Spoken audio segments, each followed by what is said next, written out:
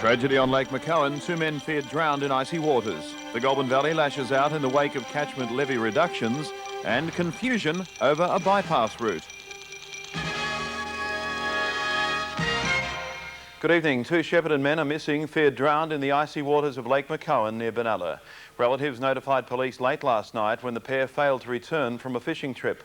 A full-scale search found their capsized boat early this morning. Police called in the air wing and divers. Relatives of the 2 elderly men notifying police late last night that they'd failed to return from a fishing trip on Lake McCowan. At Vita Town and Shepparton, they're matching Melbourne's prices, with motorists filling up for 71.9. Closer to the New South Wales border, fuel prices are substantially higher. In Yarrawonga, unleaded selling at 78.9 cents a litre.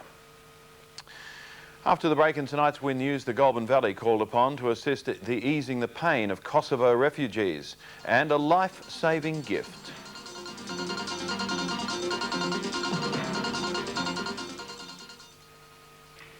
The Red Cross insists there's something North East residents can do to help ease the pain and suffering of the Kosovo refugees.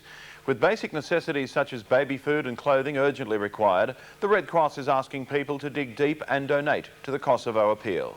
Reports of Serbian atrocities against the Albanian refugees continue to flow in, including the shocking claim that hundreds of boys are being used as a blood bank for Serb soldiers. With no end in sight to the crisis, the world's welfare agencies are renewing calls for assistance. Murray Riverina Regional Manager Shirley Dobson says there's something border and North East residents can do to help, urging them to donate to the Kosovo appeal. Things like food, clothing, bedding. They're actually using quite a lot of ready-made meals because obviously people have had to leave without any of their cooking equipment. Mrs Dobson says people can call 1800 811 700 to donate, with the generosity of many residents already assisting the refugees. We have people coming in here to the regional centre on a daily basis just wanting to make donations for Kosovo, so it's really great to see that. The money will be used to buy the basic necessities as well as improving sanitation and medical facilities in the camps. And as the chilly weather sets in, the Red Cross is asking people to donate warm woolly jumpers and blankets as part of its annual winter appeal. Anyone wishing to donate these items is asked to place goods in a Red Cross bin or simply drop them off at a shop. Martine Griffiths, Win News. More than 7,000 people who worked on the Snowy Mountains hydroelectricity scheme have been invited to a huge party to celebrate the 50th anniversary.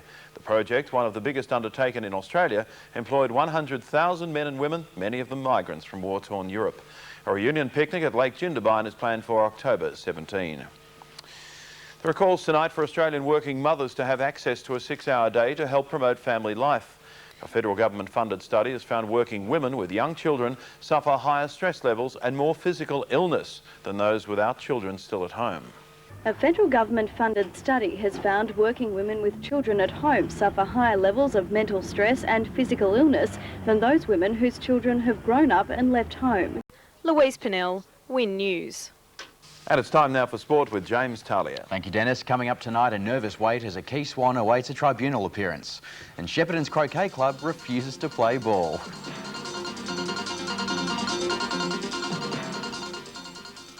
Good evening. A nervous wait in store for the Shepparton Swans, with Rowan Best called to face the tribunal on Friday night.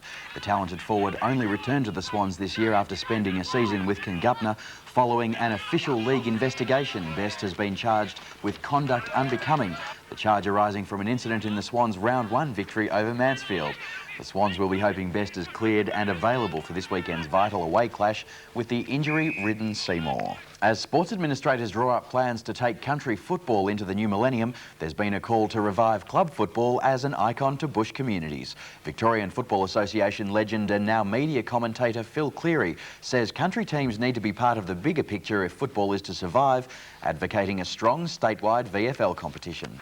Country football is facing a daunting challenge in the wake of diminishing crowds, competition from other sports, increasing costs and the continuing attraction of the big smoke. Darren Pearce, Win News. And Dennis, that's sport. Thank you very much, James. Let's have a look at Lotto now in week 16. New South Wales Lotto, the winning numbers 11, 6, 21, 15, 5 and 36 with the sups 8 and 29. One winning entry collects the Division 1 prize pool of almost $700,000. Division 2 returning $3,500, $412.90 for third, fourth division paying $10.60 with $5.80 the prize for Division 5. Caroline Rondo along next with the weather and the changing face of the seasons.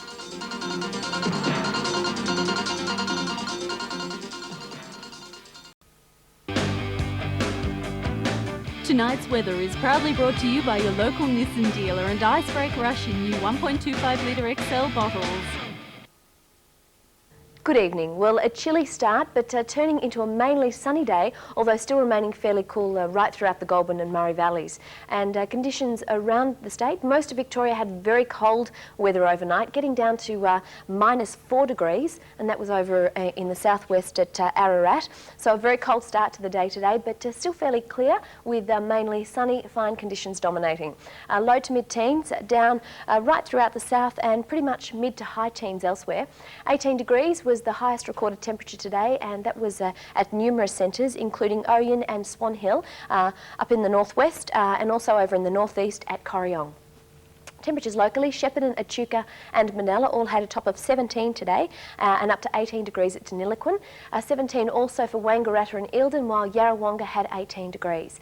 Looking to the forecast now, and a frost warning is current with widespread frost, locally severe, expected in the Mallee, Northern Country, North Central, Northeast and inland parts of the Western and Central districts early tomorrow morning. So tonight will be fine but cold with a light wind. And for tomorrow, after those early frosts, fine, mild and sunny conditions with that light wind continuing. A strong high will move southeast of Victoria during tomorrow, but a ridge will persist over Victoria right through until Sunday. So up to 19 for Shepparton and Wangaratta tomorrow. Seymour looking at a top of 20 degrees and at Deniliquin it should reach 18 degrees. Looking a little further ahead now, over the next 4 days, firstly for the northeast, Saturday and Sunday will be fine, apart from early frost and fog patches. Looking at a top of 21 degrees for Saturday, 22 for Sunday, and then again maybe some early fog again on Monday morning, and a top there of 22, so still remaining quite mild. And finally, conditions ahead in the Goulburn region over the next 4 days. We can expect pretty much a similar pattern here. Saturday should be fine. Again, maybe some early frost and fog, 21 degrees there.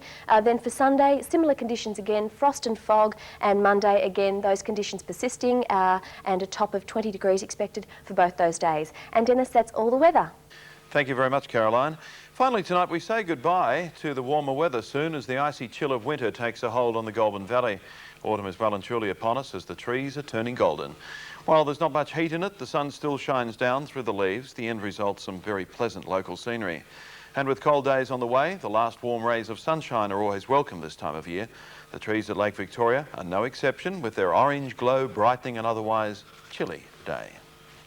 And that's how we saw news throughout the region today, with national news coming up next. I hope tomorrow's a great day for you. From us, good night.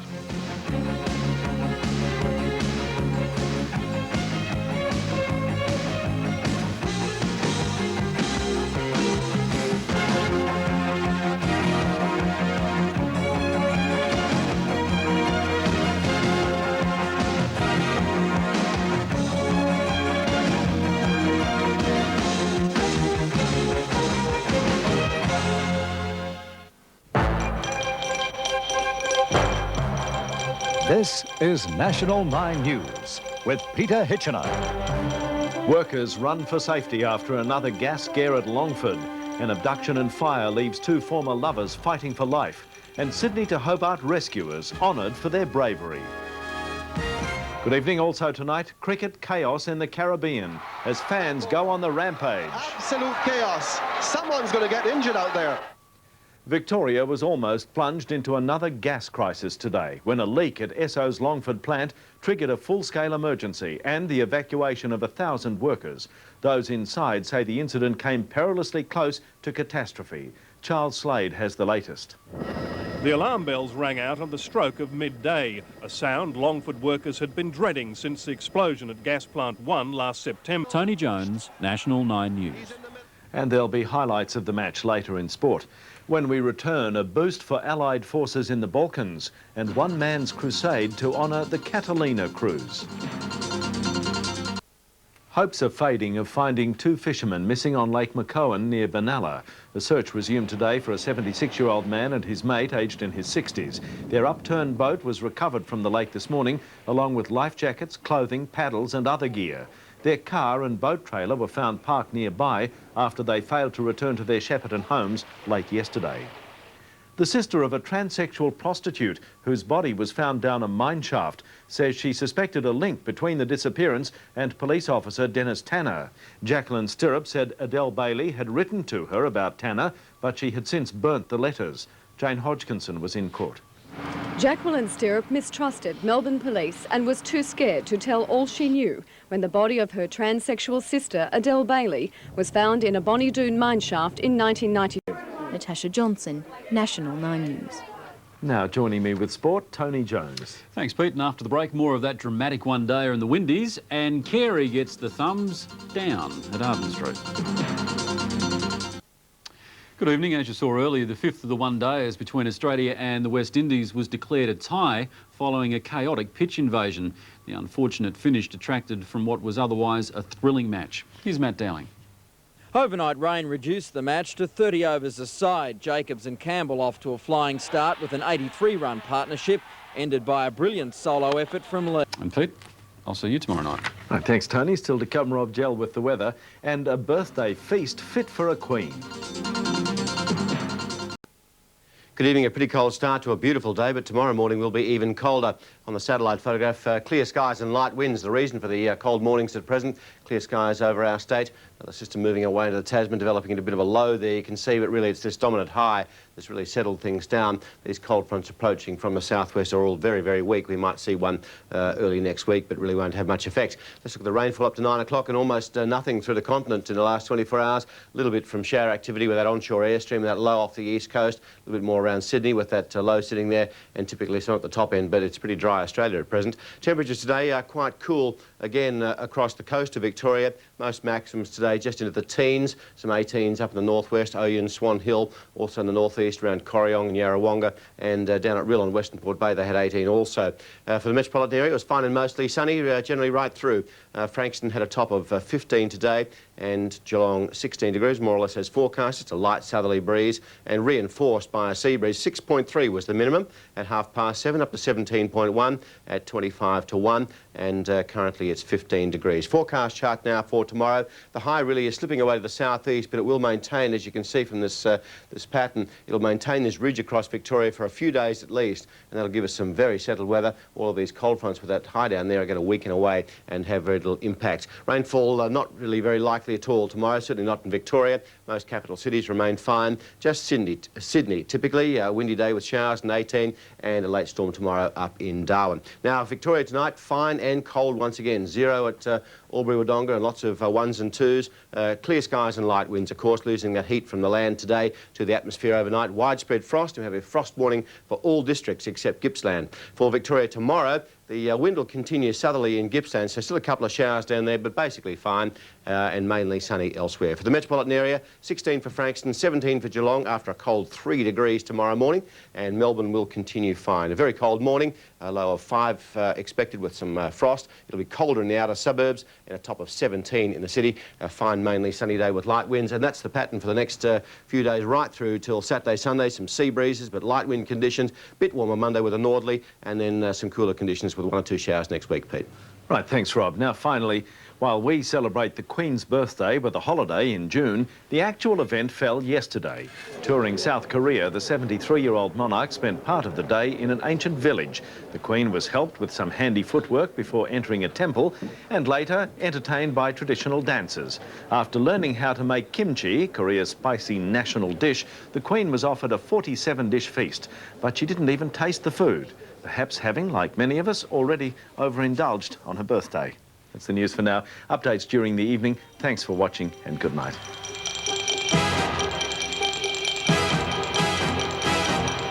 This has been a National 9 News presentation. Hi, thanks for joining us. Tonight, Australia's stock market stampede. Mums, dads, even toddlers buying up big. but there are some things you should know before you dive in. That story later, but first, football and alcohol. Often a highly volatile and highly damaging mix. This week alone, one rugby league player has been sacked from the Australian team, fined $10,000 for exposing himself to a woman while out celebrating national selection. 4 Manly players have also been fined. They've been hit with $5,000 each over an altercation in a nightclub. And they've been warned their football careers will be over if there's any repeat.